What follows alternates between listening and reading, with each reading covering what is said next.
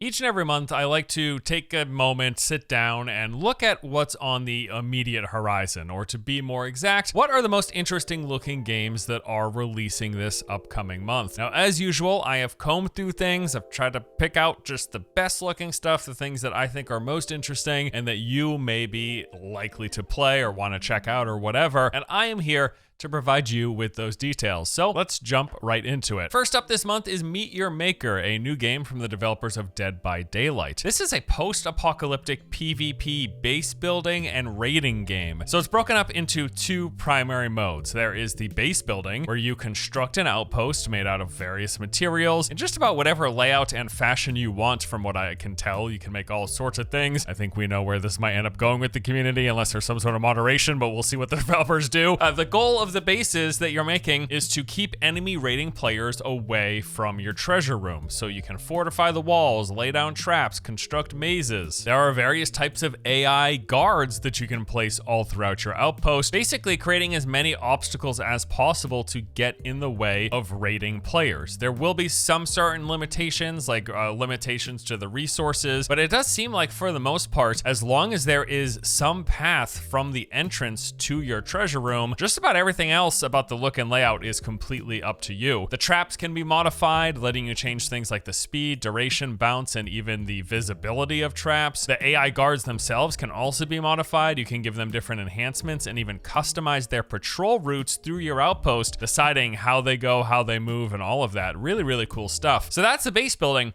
But then the whole other side of it is the raiding. So say you build up your own base and you put it out there for other players to raid. Well, then you are going to take your character and go out there and raid other outposts built by other players, trying to survive their traps, to bypass their obstacles, to kill the enemy AI and get the treasure and escape. So raiders will have a variety of different tools to help with this. There's different types of melee and ranged weapons. There are consumables and even a grapple hook. And you can customize the loadout of your raider as well as the cosmetic appearance of them. Now, the main objective is, again, to get into the base, survive, and get the genetic material that is located in the base's treasure room. But there's also a variety of other upgrade materials you'll find, and these will be used to enhance your raiders' weapons, their tools, and then even the building capabilities for your own outpost that you build. The game's gonna have some sort of a level rating system so that the raiders can rate how much they liked or disliked a particular player-built outpost, and then presumably we're gonna get some kind of filter or search system for finding the different types of bases and finding the more interesting ones. And there's also going to be a co-op as well, letting teams of 2 players tackle raiding a base together. I actually really like this concept. It's pretty cool, and it is surprising to me though that it's coming from the developers of Dead by Daylight, just because it seems a bit more niche and indie than what I would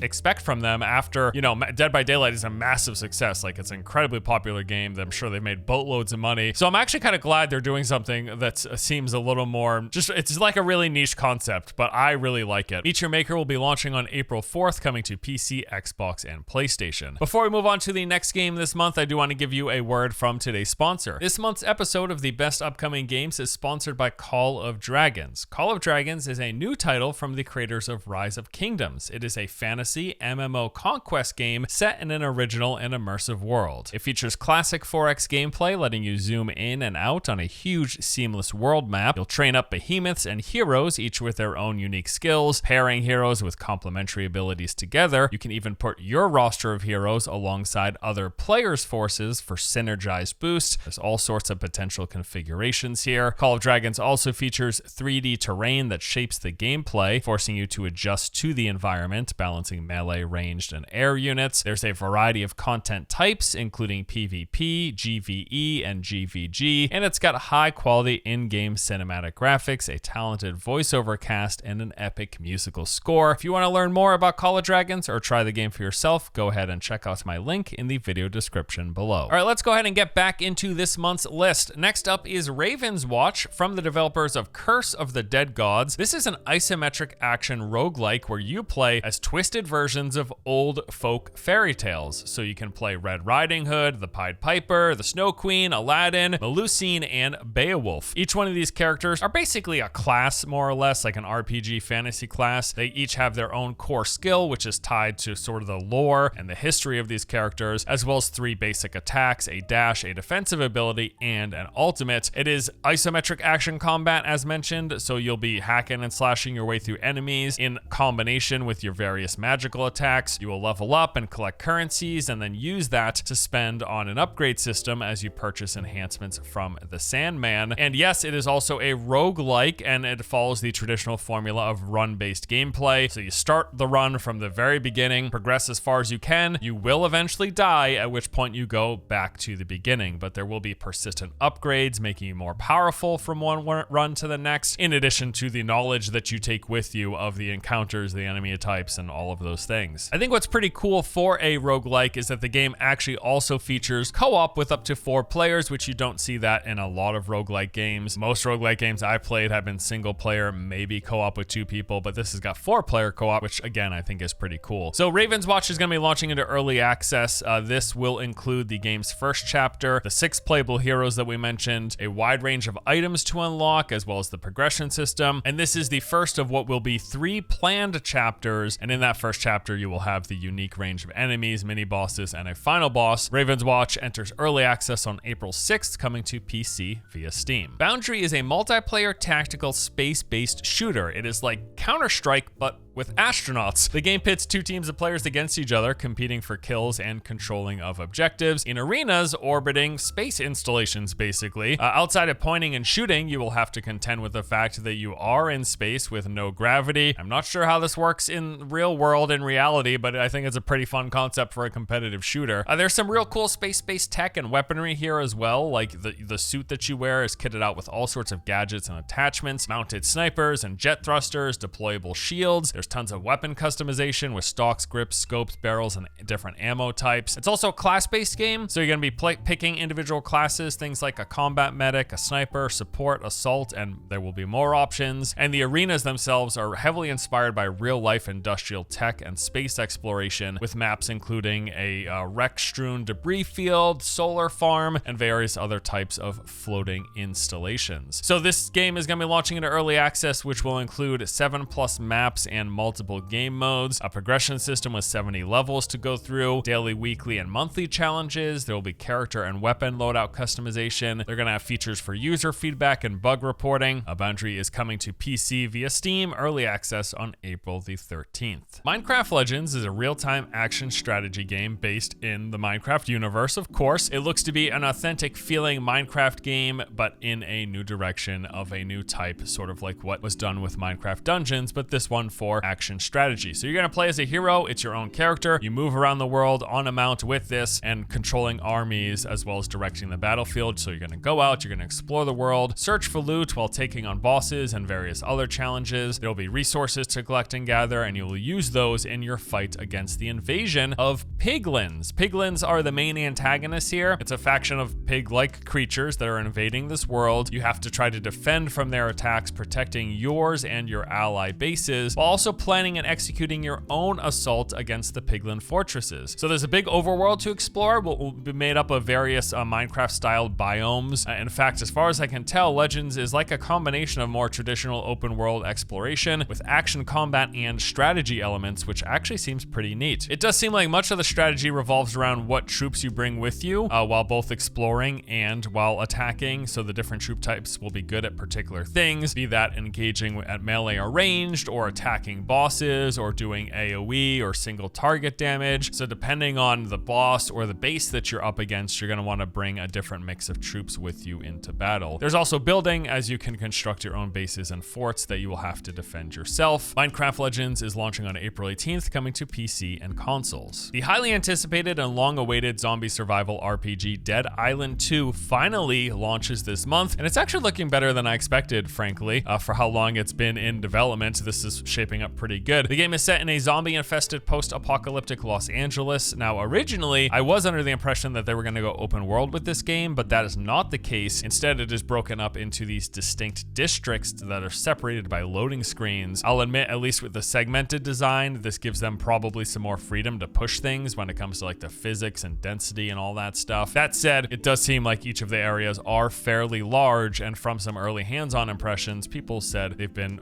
pleasurable to explore. They're pretty decently sized. Each one of the regions will have their own set of main and side objectives, as well as unique enemies, challenges, and secrets to discover. There's going to be 6 playable characters, each with distinct stats and perks that will tailor to various playstyles. So you can choose to be tanky or agile, melee or ranged focus, for example. There's level and progression system, as you will choose from these skill cards to further specialize the characters. And for the most part, it does seem like combat is melee focused. There is range, but it's a lot of melee with some real over-the-top action and heavy use of quick time event style inputs as you perform finishers. There's lots of makeshift weaponry here. You're going to use knives, axes, hammers, and other bladed or blunt weapons, with tons of improvised attachments via an upgrade and enhancement system. I think the game's looking really good, frankly, and it seems like it might be a highlight of this month. Dead Island 2 is launching on April 21st for PC, Xbox, and PlayStation consoles. And likely one of my most anticipated games of this month is Star Wars Jedi Survivor, the follow-up to Jedi Fallen Order, the 2019 Star Wars action-adventure game that followed the trials and tribulations of a Jedi Padawan in hiding after the events of Order 66. Now, the original game really re-sparked my interest in the franchise as a whole. It was just such a great game, really good-looking, modern-day, fully realized Star Wars world to explore. The gameplay was on point, great action combat. They had Metroidvania-style progression, where there'd be areas locked off that you couldn't access until you unlocked a new ability, basically. And it's got a bunch of different Souls-like elements, with even essentially bonfires that respawn enemies in the area. I mean, it was just a blast. I really loved the first game, so I'm super pumped we're getting a sequel. So Survivor starts off 5 years after the events of the original story, with Cal pushed to the edges of the galaxy by the Empire, surrounded by all sorts of new threats. The game's gonna feature some brand new lightsaber fighting styles, adding to your arsenal. So in the original, basically, you would have different lightsabers for different scenarios, like single target, cleave, and AoE. On top of that, there's now a skill tree for each saber type, which is gonna offer more customization. And beyond, of course, getting a new story, right, there's also gonna be new locations, and these are said to be significantly larger play spaces with way more emphasis on exploration, a lot more to discover, while being presented with new challenges and foes. There's also going to be a bunch of new skills, new equipment types, and abilities on top of what we got in the original game. Star Wars Jedi Survivor launches on April 28th, coming to PC, Xbox, and PlayStation consoles. All right, so those are the main games on this month's list, but as always, happy to throw in some honorable mentions. Crab Champions is a frenetic, fast-paced FPS where you play as a crab, zipping around levels, jumping, flipping, dodging bullets, and shooting stuff. It looks like kind of silly good fun here. This launches on April 1st. Wartales is an open world RPG with turn-based combat. It's got very positive reviews on Steam. It's been in early access for a couple years. It is now officially launching into the version 1.0 on April the 12th. Vampire Survivors has a new DLC coming out that introduces another stage and slew of new characters, monsters, and weapons. I came to this game pretty late, but I gotta tell you, the hype was real. Vampire Survivors was a real good time. Then there is Disney Speedstorm, which is a Disney-themed racing game that actually looks really cool. I had never heard of it prior to putting this list together. It basically just seems like Mario Kart, but with Disney characters, and some pretty slick-looking graphics, I gotta say. This comes out on April the 18th. The Mageseeker, a League of Legends story, launches on April 18th as well, and this is a top-down ARPG. It is part of the Forge initiative, which is Riot's attempt to really expand the League of Legends universe. And then finally, there is Strayblade, launching on April 20th. It is a third-person action-adventure game. Visuals got a real pleasant look to them. This game caught my eye when I first saw it, I don't know, like a year or so ago. I don't know how the gameplay is going to hold up. It's looking a little iffy in the trailers that I've seen, but I think it seems interesting enough, worth keeping an eye on. And with that, we'll wrap up this month's list. As always, thank you guys for joining me. Hopefully you found something here that you're interested in, that you're looking forward to playing. Me, personally, I'm kind of just buying time till Diablo 4, but I'm actually genuinely excited. Like, I'm definitely going to play Jedi Survivor. I also want to check out Dead Island 2. And Minecraft Legends seems pretty neat, but I don't know if I'll get time to get around. I don't know. There's a bunch of games I actually want to play. I mean, it's on the list because I think it's interesting looking. So I would like to play, time permitting, everything on this list, but you know, reality doesn't always afford that free time, you know? I spend more time like making videos about games than I do playing games. That's just the nature of content creation, being an influencer. I can't even spit the word out. Don't call me an influencer. I hope I'm not influencing anything. Like, maybe influencing you to subscribe. That's like the first time I've asked anyone on this channel to subscribe in years, right? I don't do that. I heard it's good. I heard it's helpful. I heard people do it. Or it's just annoying as crap, probably. All right, that is it for today's video. Thank you so much for watching. Hope you enjoy the content. I'll see you next time. Subscribe or don't. It's up to you. Do whatever you want, dude. I'm not your mom.